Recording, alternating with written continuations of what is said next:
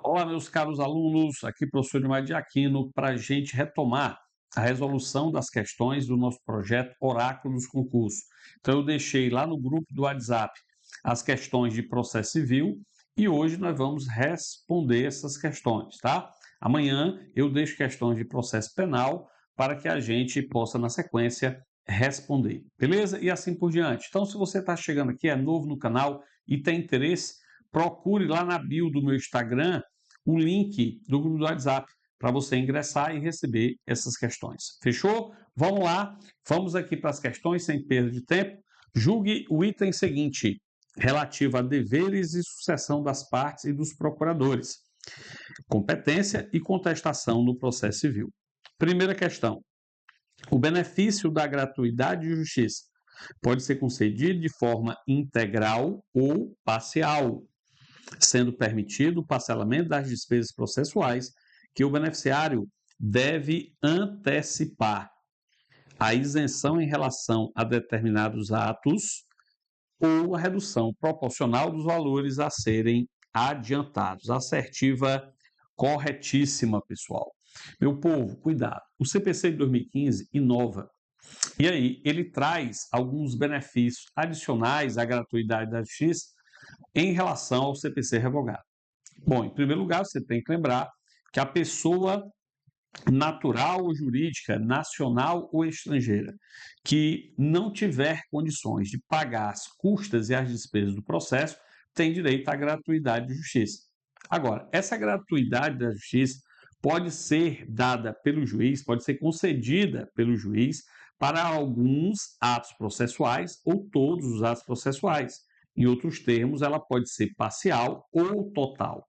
Também pode dizer respeito à redução proporcional de algumas dessas despesas, ou mesmo o parcelamento dessas despesas processuais. Então, nós temos mecanismos muito favoráveis às partes em relação ao benefício da gratuidade da justiça.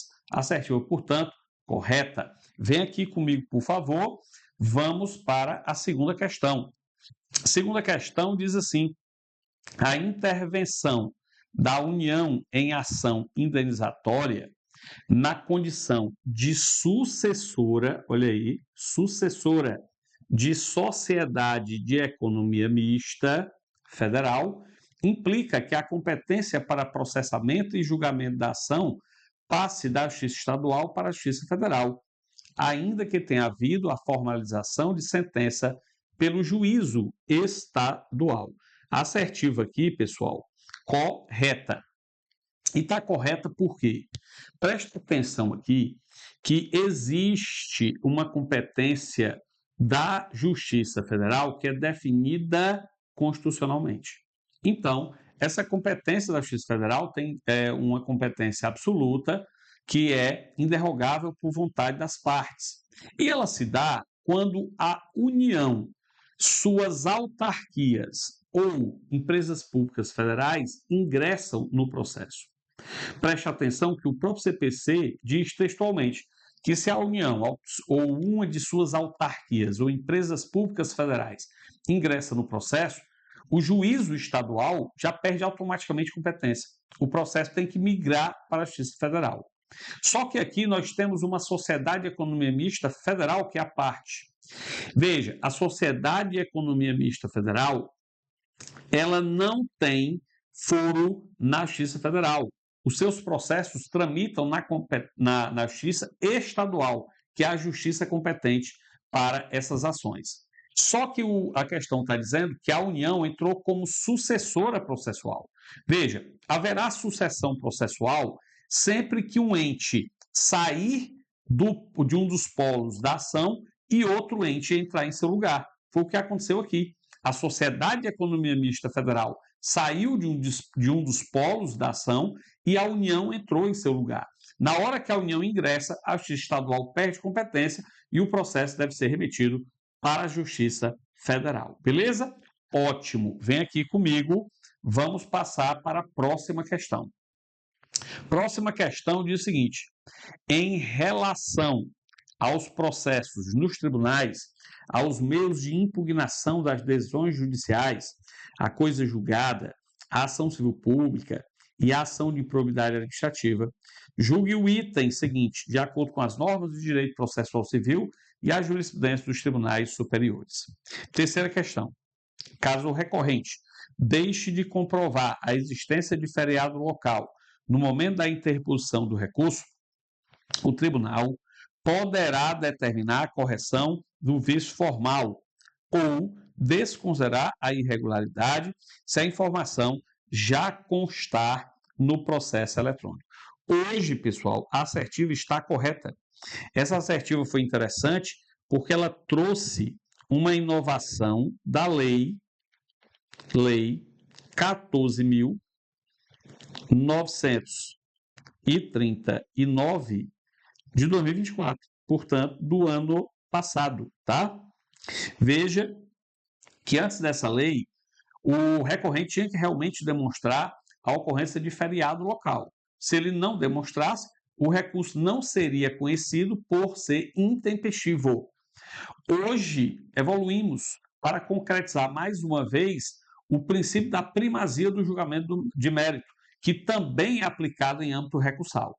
Então, se há um feriado local e o recorrente não demonstrou a sua existência, o tribunal poderá desconhecer esse vício, porque é um vício sanável, né? Ou então desconsiderar esse vício, porque ele já pode eventualmente ter provas desse feriado dentro do processo. Tranquilo? Então, nós temos aí a assertiva hoje correta, inovação trazida por esta lei de 2024. Vem aqui comigo, vamos passar para a próxima questão que diz assim: julgue o item subsequente relativo à comunicação dos atos processuais, às normas processuais civis, à intervenção de terceiros, à improcedência liminar do pedido, à capacidade processual e à capacidade e à contestação, melhor dizendo, no âmbito do direito processual civil.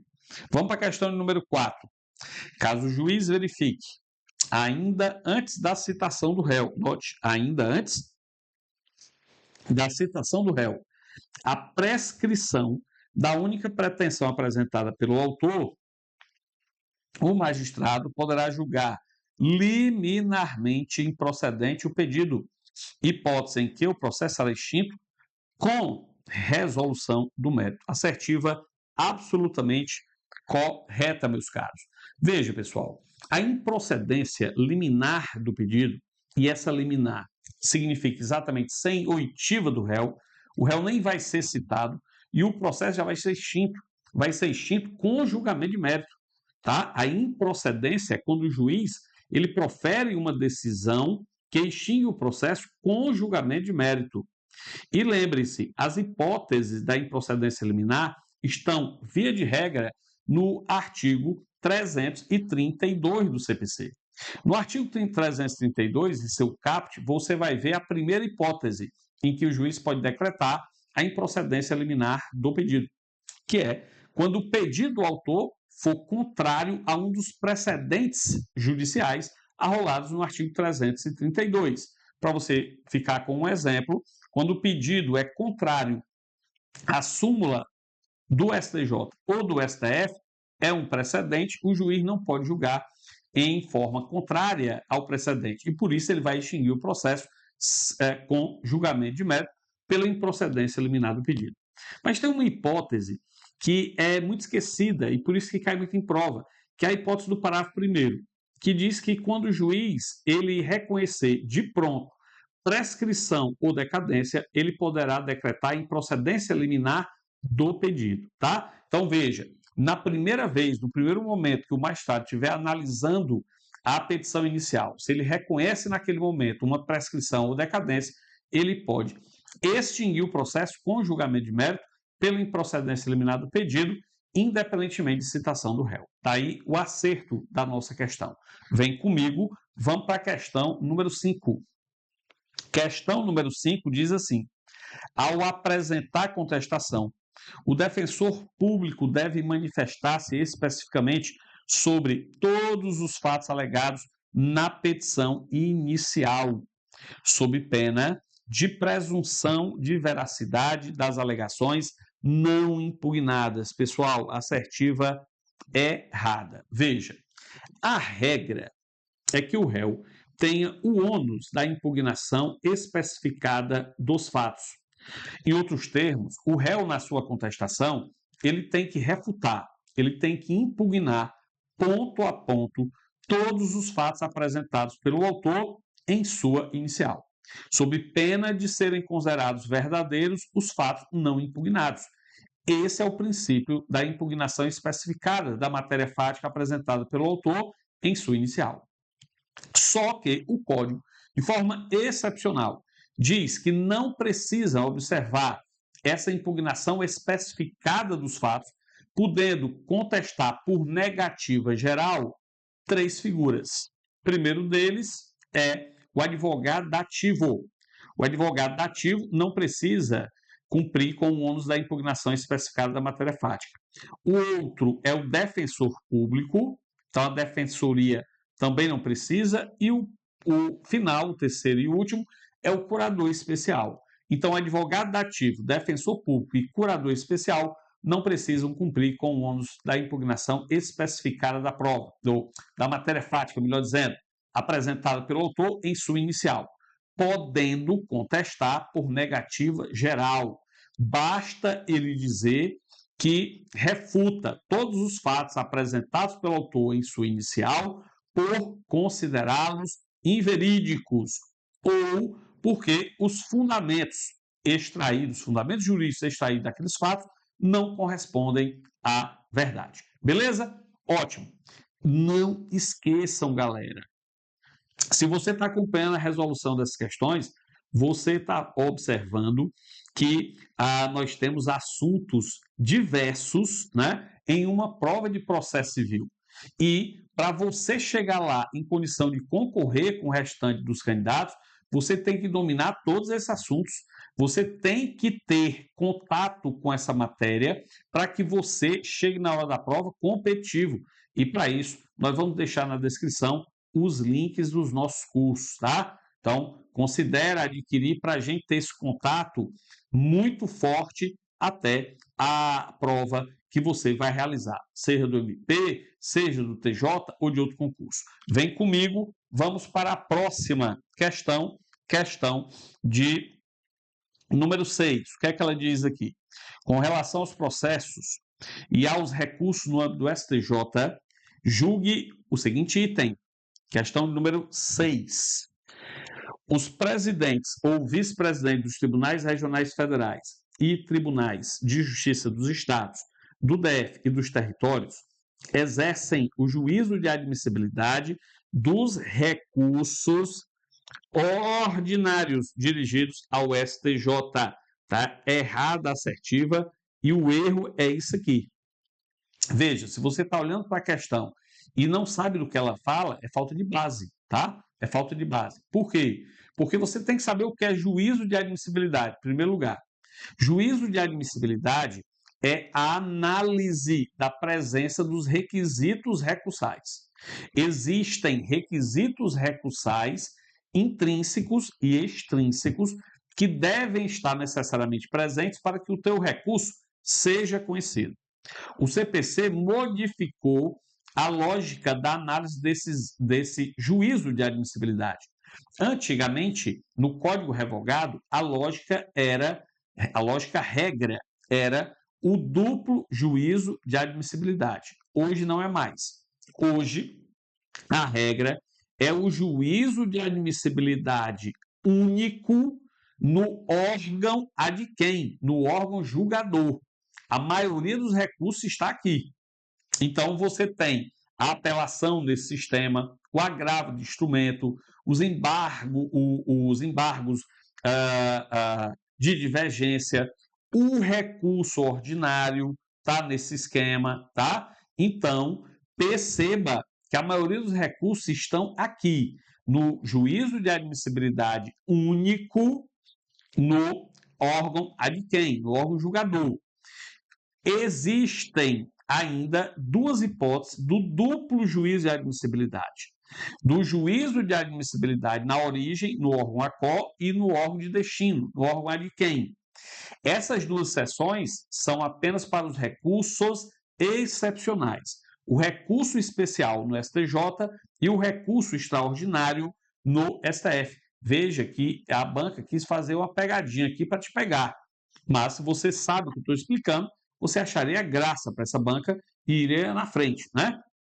E a última situação é o juízo único de admissibilidade no órgão julgador, que ocorre aí no órgão ACO, que é nos embargos de declaração, beleza? Por isso aí o erro da nossa assertiva. Vem comigo, vamos para a sétima questão. Sétima questão, meus caros, diz assim: no âmbito do STJ, durante o julgamento do recurso especial ou de agravo em recurso especial, é permitida às partes a produção de prova assertiva errada. Pessoal, cuidado aqui, meus alunos tiram isso aí de letra, tá? Presta atenção no seguinte: quando você está analisando a competência da atuação jurisdicional dentre as instâncias, as diversas instâncias, você tem que pôr um ponto importante na sua mente. Quanto menor é a instância do órgão jurisdicional, maiores poderes ele tem dentro do processo. Isso aparenta ser contraintuitivo, né? Porque quanto menor a instância, maiores poderes ele terá, exatamente. Quem é que tem maiores poderes, então, processuais? É o juízo de primeiro grau. O juízo de primeiro grau, ele pode julgar matéria de fato, ele pode julgar matéria de direito e ele pode fazer a produção de prova oral, ou seja, ele tem poderes instrutórios. Isso aqui, esses três poderes, só o juiz de primeiro grau tem. Quando você sobe para um tribunal de segunda instância, no nosso caso da Justiça Comum, TJ ou TRF, já se perde um poder, que é o poder de instrução. O tribunal de segunda instância não tem poder instrutório, ele não pode produzir prova oral. Ele só pode julgar matéria de fato e de direito. E quando você sobe ainda mais para a instância excepcional, no STJ ou no STF, já se perde um outro poder, que é o poder de julgar a matéria fática. STF e STJ, através de recurso extraordinário e recurso especial, respectivamente, só pode julgar matéria de direito, não pode julgar matéria de fato e não pode produzir prova, não tem poderes instrutórios, daí o erro da assertiva. Fechou? Vem comigo, vamos para a próxima questão. Maria ajuizou ação indenizatória pelo procedimento comum contra determinada empresa pública federal. No decorrer da ação, para demonstrar o nexo causal entre a conduta da ré e os danos alegados, solicitou a produção de prova pericial, que foi indeferida e substituída pelo juiz por prova técnica simplificada, sob o fundamento de que a modalidade mais simples seria suficiente no caso.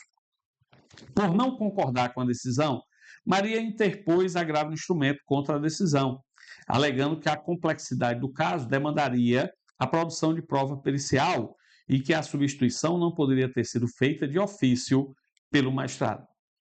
Considerando essa situação hipotética, julgue o item a seguir. Questão número 8. O agravo de instrumento é manifestamente inadmissível, porque, de acordo com o STJ, a taxatividade imposta pelo legislador é estrita, ou seja, absoluta. E a situação analisada não está expressamente incluída entre as hipóteses previstas pelo cabimento de tal recurso. A assertiva está errada, pessoal. Presta atenção aqui no novo sistema do agravo de instrumento trazido pelo CPC em 2015. O agravo de instrumento tem suas hipóteses de cabimento inicialmente firmadas no CPC de 2015, no artigo 1015. No artigo 1015, você vai encontrar as hipóteses iniciais de cabimento do agravo de instrumento. Só que o legislador processual civil ele intencionou que essas hipóteses tivessem um rol taxativo realmente. Porém, o STJ teve um entendimento diverso. Ele entendeu que haveria nesse rol a tal da taxatividade mitigada. Portanto, através dessa taxatividade mitigada, inicialmente, o rol é aquele descrito no artigo 1015. Porém, em caso de urgência, para reverter uma decisão que cause um gravame imediato à parte em relação ao seu direito material, que é exatamente o que está sendo dito aqui, cabe agravo de instrumento sim, ainda que a hipótese não esteja arrolada no artigo 1015 do CPC. Exatamente para a parte exercer o seu direito de reverter aquela decisão que foi exarada em seu desfavor. Fechou? Ótimo. Venha aqui comigo. Vamos para a questão de número 9. Olha o que é que diz aí essa última questão. Acerca dos recursos para tribunais superiores, julgue o item subsequente, considerando no que couber a jurisprudência do STJ. Questão 9. Em caso de interposição conjunta de recurso extraordinário e recurso especial, os autos serão remetidos primeiramente ao STJ para julgamento do RESP e, caso o seu relator considere prejudicial o recurso extraordinário, em decisão irrecorrível, sobrestará o julgamento do RESP e remeterá os autos ao STF. Assertiva corretíssima. Pessoal, existe uma situação que é exceção ao princípio da unirrecorribilidade das decisões. Em princípio, em face desse princípio, para cada decisão judicial que foi proferida, você só pode interpor um único recurso por vez. Só existe uma única exceção, como eu disse, é quando essa decisão judicial que foi proferida, ela viola ao mesmo tempo a lei federal e também a Constituição Federal. Se ela viola ao mesmo tempo tanto a Constituição como a lei, caberá simultaneamente, ou seja, no mesmo momento, a interposição de RESP e de RE. Presta atenção nisso. Se você quiser recorrer da decisão em face dos dois pontos, tanto aquele ponto que desrespeita a Constituição e da lei, você tem que ajuizar o RESP e o RE no mesmo instante.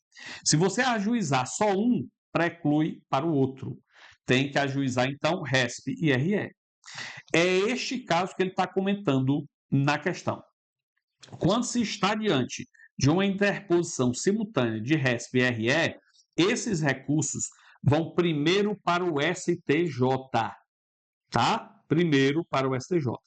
E se o ministro lá do STJ verifica que realmente o caso é, em verdade, de recurso extraordinário, ele, em decisão irrecorrível, remete o recurso para o STF, para ser proferido a decisão ali do julgamento do recurso extraordinário e não do RESP. Beleza?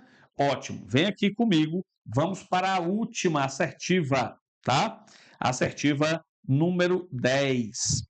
No STJ, caso o relator entenda que o recurso especial versa sobre questão constitucional, olha aí, deverá conceder prazo ao recorrente para que demonstre a existência de repercussão geral e se manifeste sobre a questão constitucional. Perfeito, pessoal. Corretíssimo. Veja, se realmente o recurso especial que deveria tratar só da questão da lei federal, ele, na verdade, tem conteúdo constitucional, o STJ, ele não tem competência para julgar aquilo, porque ele é o intérprete da legislação federal e o Supremo é que é o intérprete da Constituição. Então, o que é que ele tem que fazer? Ele tem que abrir prazo para a parte falar da repercussão geral e, assim, remeter o recurso para o STF. Beleza? Nós, com isso, resolvemos mais 10 questões aí para nossa conta. Amanhã, eu já vou deixar lá no grupo do WhatsApp as 10 questões de processo penal, para no outro dia nós resolvermos aqui no canal do YouTube. Gostou da nossa sistemática aqui? Vamos fazendo isso aí até as nossas provas, beleza? Vamos fazendo aí questões, vamos trabalhando, vem com a gente. Compartilha com teus amigos, deixa o teu like aí, faz a tua pergunta, o teu comentário. E se você, meu amigo, está se preparando e quer a melhor preparação, venha conosco. Os links aí dos nossos cursos estão na descrição. Qualquer dúvida, eu vou te atender. Tenho o maior prazer fazer isso lá no direct do Instagram e também no grupo do WhatsApp. Beleza? Forte abraço, fiquem com Deus, força aí nos estudos.